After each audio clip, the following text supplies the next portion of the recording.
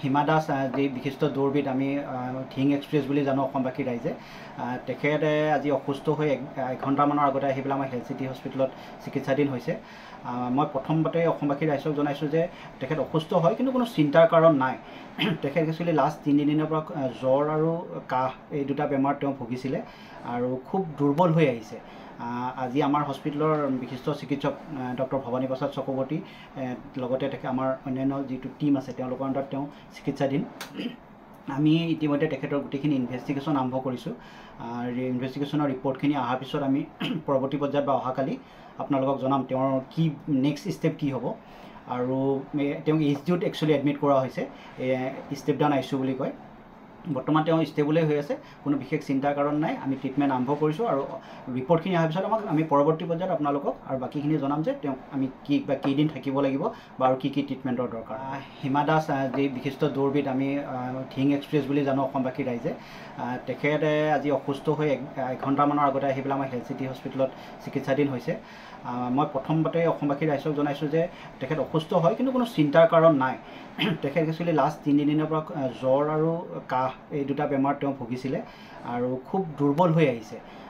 আজি আমাৰ হস্পিটেলৰ বিশিষ্ট চিকিৎসক ডক্টৰ ভৱানী প্ৰসাদ চক্ৰৱৰ্তী লগতে আমাৰ অন্যান্য যিটো টীম আছে তেওঁলোকৰ আণ্ডাৰত তেওঁ চিকিৎসাধীন। আমি ইতিমধ্যে তেখেতৰ গোটেইখিনি ইনভেষ্টিগেশ্যন আৰম্ভ কৰিছোঁ। ইনভেষ্টিগেশ্যনৰ ৰিপৰ্টখিনি অহাৰ পিছত আমি পৰৱৰ্তী পৰ্যায়ত বা অহাকালি আপোনালোকক জনাম তেওঁৰ কি নেক্সট ষ্টেপ কি হ'ব। আৰু তেওঁক HDUত একচুৱেলি এডমিট কৰা হৈছে, ষ্টেপ ডাউন ICU বুলি কয়। বৰ্তমান তেওঁ ষ্টেবলে হৈ আছে, কোনো বিশেষ চিন্তাৰ কাৰণ নাই। আমি ট্ৰিটমেণ্ট আৰম্ভ কৰিছোঁ আৰু ৰিপৰ্টখিনি অহাৰ পিছত আমি পৰৱৰ্তী পৰ্যায়ত আপোনালোকক আৰু বাকীখিনি জনাম যে তেওঁক আমি কেইদিন থাকিব লাগিব বা আৰু কি ট্ৰিটমেণ্টৰ দৰকাৰ। হিমা দাস যি বিশিষ্ট দৌৰবিদ আমি ধিং এক্সপ্ৰেছ বুলি জানো অসমবাসী ৰাইজে। তেখেতে আজি অসুস্থ হৈ এঘণ্টামানৰ আগতে আহি পেলাই আমাৰ হেল্থ চিটি হস্পিটেলত চিকিৎসাধীন হৈছে। মই প্ৰথমতে অসমবাসী ৰাইজক জনাইছোঁ যে তেখেত অসুস্থ হয়, কিন্তু কোনো চিন্তাৰ কাৰণ নাই। তেখেত একচুৱেলি লাষ্ট 3 দিনৰ পৰা জ্বৰ আৰু কাহ এই দুটা বেমাৰ তেওঁ ভুগিছিলে আৰু খুব দুৰ্বল হৈ আহিছে। আজি আমাৰ হস্পিটেলৰ বিশিষ্ট চিকিৎসক ডক্টৰ ভৱানী প্ৰসাদ চক্ৰৱৰ্তী লগতে আমাৰ অন্যান্য যিটো টীম আছে তেওঁলোকৰ আণ্ডাৰত তেওঁ চিকিৎসাধীন। আমি ইতিমধ্যে তেখেতৰ গোটেইখিনি ইনভেষ্টিগেশ্যন আৰম্ভ কৰিছোঁ। ইনভেষ্টিগেশ্যনৰ ৰিপৰ্টখিনি অহাৰ পিছত আমি পৰৱৰ্তী পৰ্যায়ত বা অহাকালি আপোনালোকক জনাম তেওঁৰ কি নেক্সট ষ্টেপ কি হ'ব। আৰু তেওঁক HDUত একচুৱেলি এডমিট কৰা হৈছে, ষ্টেপ ডাউন ICU বুলি কয়। বৰ্তমান তেওঁ ষ্টেবলে হৈ আছে, কোনো বিশেষ চিন্তাৰ কাৰণ নাই। আমি ট্ৰিটমেণ্ট আৰম্ভ কৰিছোঁ আৰু ৰিপৰ্টখিনি অহাৰ পিছত আমি পৰৱৰ্তী পৰ্যায়ত আপোনালোকক আৰু বাকীখিনি জনাম যে তেওঁক আমি কেইদিন থাকিব লাগিব বা আৰু কি ট্ৰিটমেণ্টৰ দৰকাৰ। হিমা দাস যি বিশিষ্ট দৌৰবিদ আমি ধিং এক্সপ্ৰেছ বুলি জানো অসমবাসী ৰাইজে।